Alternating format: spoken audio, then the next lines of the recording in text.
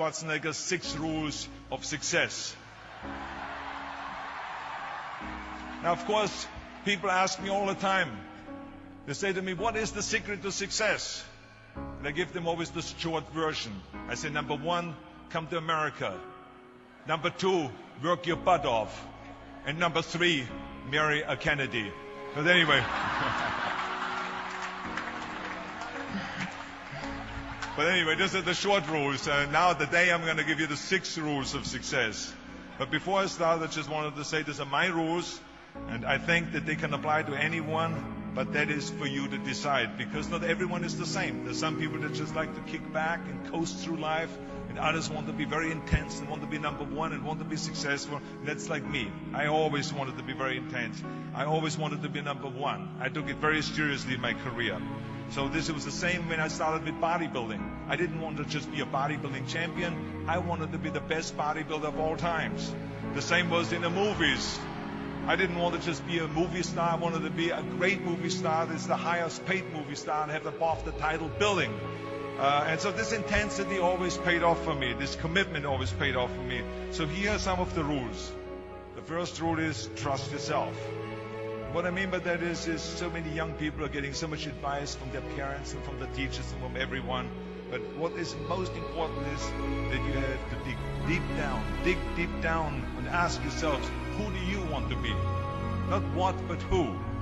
And I'm talking about not what your parents and teachers want you to be, but you. I'm talking about figuring out for yourselves what makes you happy, no matter how crazy it may sound to the people. I was lucky growing up because I did not have the television, or I didn't have telephones, I didn't have the computers and the iPods. And of course, Twitter was then something that birds did outside the window. But I didn't have all the distractions in all this. I spent a lot of time by myself so I could figure out and listen to what is inside my heart and inside my head. And I recognized very quickly that inside my head and heart were a burning desire to leave my small village in Austria. Not that there was something wrong with Austria, it's a beautiful country. But I wanted to leave that little place and I wanted to be part of something big. The United States of America, a powerful nation, the place where dreams can come true. I knew when I come over here I could realize my dreams. And I decided that the best way for me to come to America was to become a bodybuilding champion, because I knew that was my ticket. The instant that I saw a magazine cover of my idol, Reg Park. He was Mr. Universe, he was starring in Hercules movies, he looked strong and powerful, he was so confident. So when I found out he got that way, I became obsessed, and I went home and I said to my family, I want to be a bodybuilding champion. Now you can imagine how that went over in my home in Austria. My parents, they couldn't believe it. They would have been just happy if I would have become a police officer like my father, or married someone like Heidi, who had a bunch of kids and ran around like the Van Trapp family in Sound of Music. That's what my family had in mind for me, but something else burned inside me. Something burned inside me. I wanted to be different. I was determined to be unique. I was driven to think big and to dream big. Everyone else thought that I was crazy. My friend said, if you want to be a champion in a sport, why don't you go and become a bicycle champion or a skiing champion or a soccer champion? Those are the Austrian sports. But I didn't care. I wanted to be a bodybuilding champion and use that to come to America and use that to go into the movies and make millions of dollars.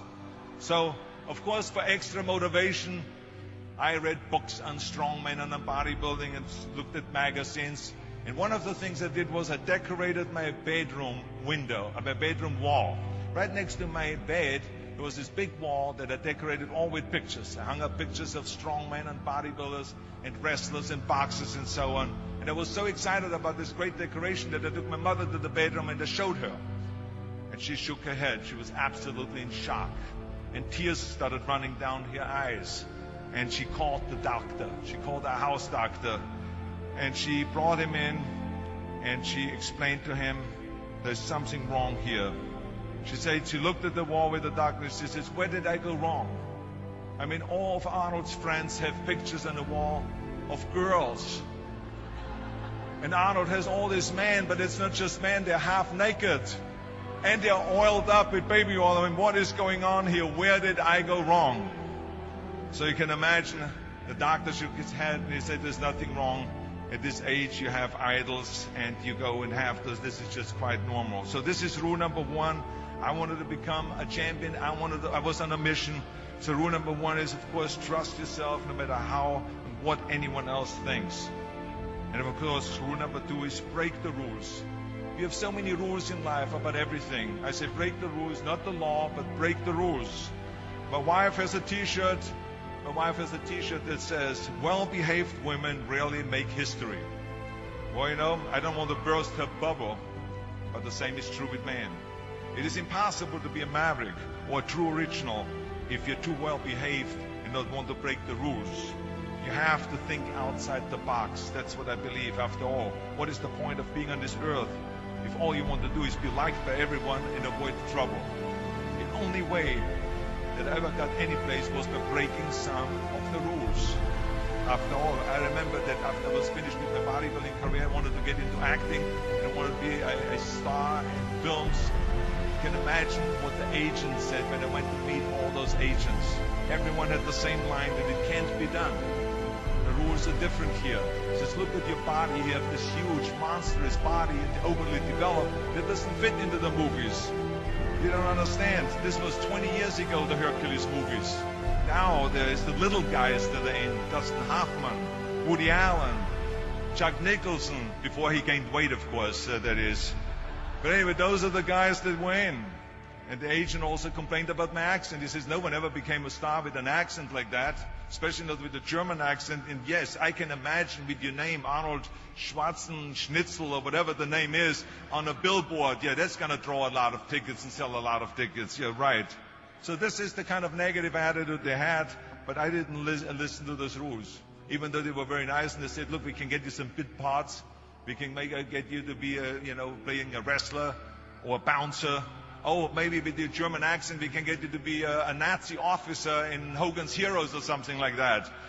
But, I didn't listen to all this. These were their rules, not my rules. I was convinced I could do it, that if I worked as hard as I did in bodybuilding, 5 hours a day, and I started getting to work, I started taking acting classes, took English classes, took speech classes, dialogue classes, accent removal classes I even took.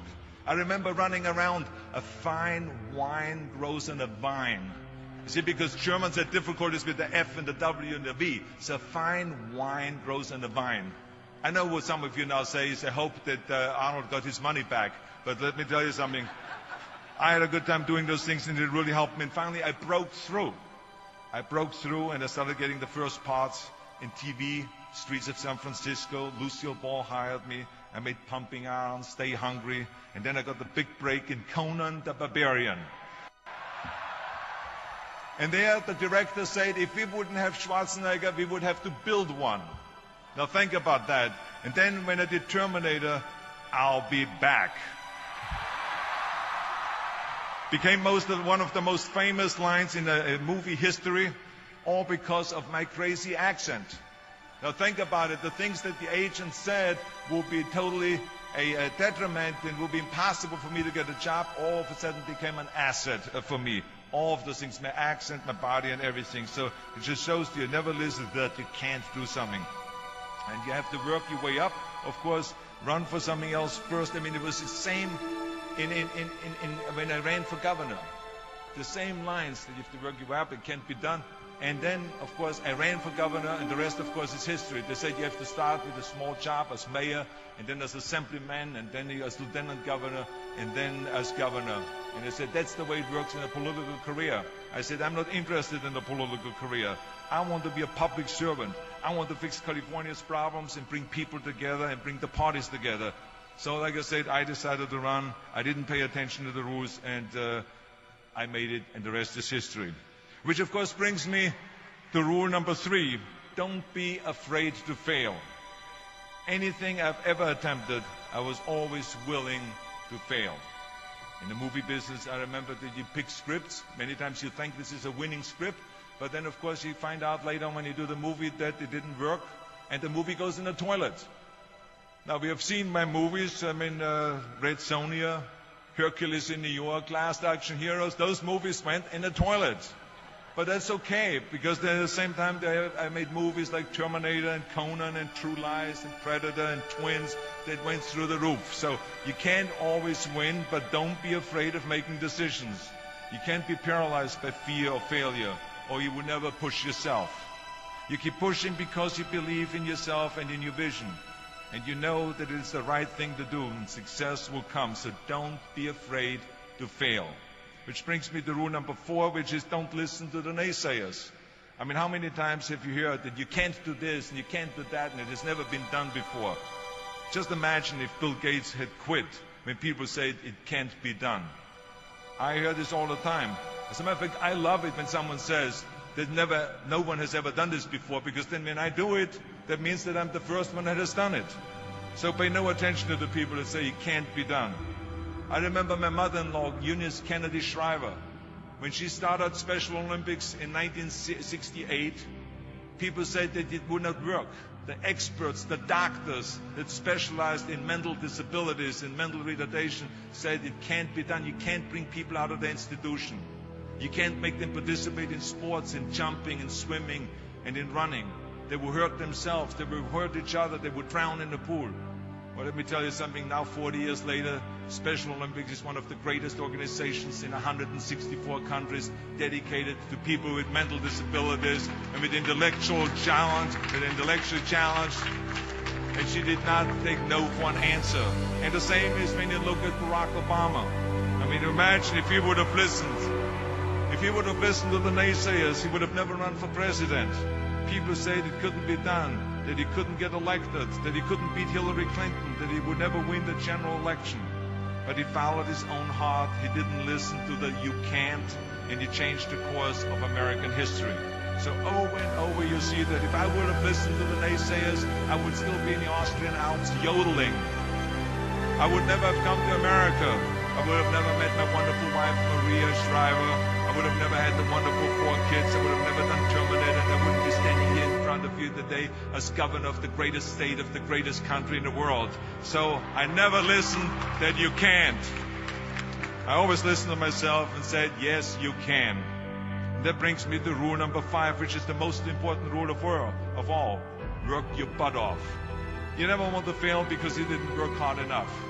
I never wanted to lose a competition or lose an election because I didn't work hard enough. I always believed leaving no stone unturned. Muhammad Ali, one of my great heroes, had a great line in the 70s when he was asked, how many sit-ups do you do? He said, I don't count my sit-ups. I only start counting when it starts hurting. When I feel pain, that's when I start counting, because that's when it really counts. That's what makes you a champion. That's the way it is with everything. No pain, no gain. So many of those lessons that I apply in life, I've learned from sports, let me tell you, and especially that one. And let me tell you, it is important to have fun in life, of course, but when you're out there partying, horsing around, someone out there at the same time is working hard. Someone is getting smarter and someone is winning. Just remember that. Now, if you want to coast through life, don't pay any attention to any of those rules. But if you want to win, there's absolutely no way around hard work. None of my rules, by the way, of success will work unless you do. I've always figured out that there's 24 hours a day. You sleep 6 hours, and you have 18 hours left. Now, I know there's some of you out there now and says, well, wait a minute, I sleep 8 hours or 9 hours. Well, then just sleep faster, I would recommend. Because you only need to sleep 6 hours, then you have 18 hours left, and there's a lot of things you can accomplish. As a matter of fact, Ted Turner used to say always, early to bed, early to rise, work like hell, and advertise. And of course, all you know, you know already those things, because otherwise you wouldn't be sitting here today.